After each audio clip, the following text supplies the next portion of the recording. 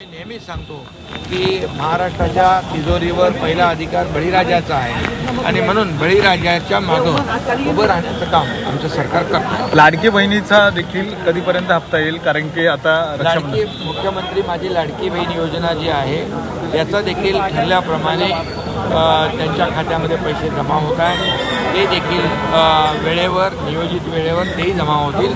मुख्यमंत्री माझी लाडकी बहीण योजना जी सुरू झाली आहे ती कुणी काही कितीही प्रयत्न केला तरी सुद्धा ती मुख्यमंत्री माझी लाडकी बहीण योजना कधी बंद होणार नाही याची देखील आपल्याला मी खात्री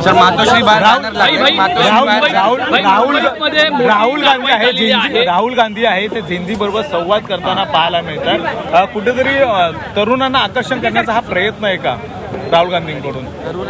तरुणाईच्या हाताला काम दिलं पाहिजे.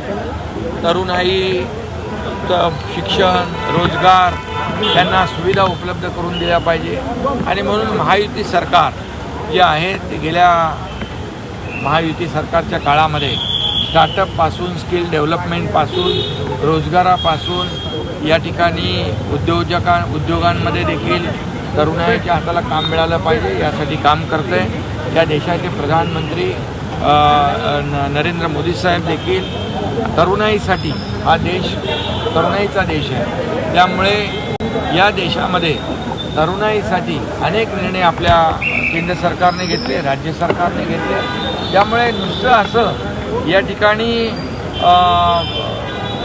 दिखावा खोटी आश्वासनं देऊन या ठिकाणी जनतेने ज्यांना नाकारलेलं आहे त्यांनी कितीही प्रयत्न केले तरी सुद्धा या देशाचे लोकप्रिय प्रधानमंत्री नरेंद्र मोदीजी यांनी या देशातल्या युवकांसाठी तरुणांसाठी जे जे काही केलेलं आहे ते म्हणून 140 कोटी जनता तरुणाई आपल्या देशाचे प्रधानमंत्री नरेंद्र मोदीजींच्या बरोबर आहेत आणि म्हणूनच एक जी काही लोकप्रियता त्यांना लाभलेली आहे देशात आणि जगभरामध्ये ही यांची विरोधकांची पोटदुखी आहे आणि म्हणूनच या तरुणांच्या खांद्यावर बंदूक ठेवून या ठिकाणी आपल्या राजकीय पोळी भाजण्याचं काम या ठिकाणी ते करतात.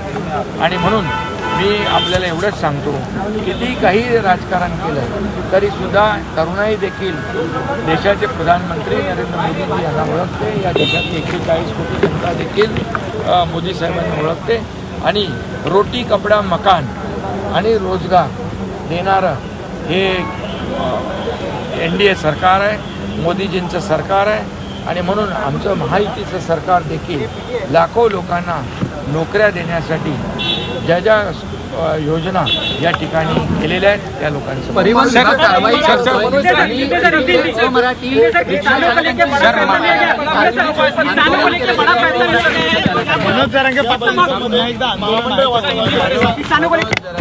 पाटील यांचे प्रश्न समजून घ्यायला महायुतीचे मंत्री त्या ठिकाणी गेलेले आहेत. चर्चा सुरू आहे आणि त्या चर्चेतून मार्ग निघेल अशा प्रकारचा आपले गणपतीचे उत्सवाचे मोफत बसचे बॅनर लागले.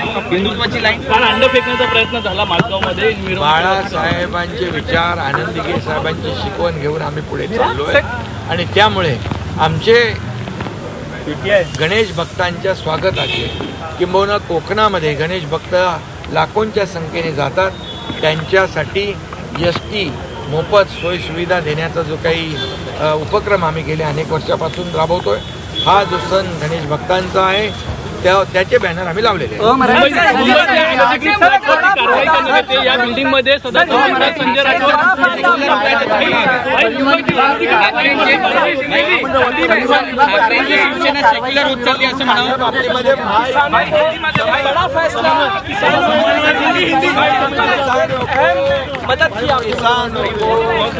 आज दूसरा किस्त जो है आज उनके खाते में जमा हुआ है 5,000 करोड़ का.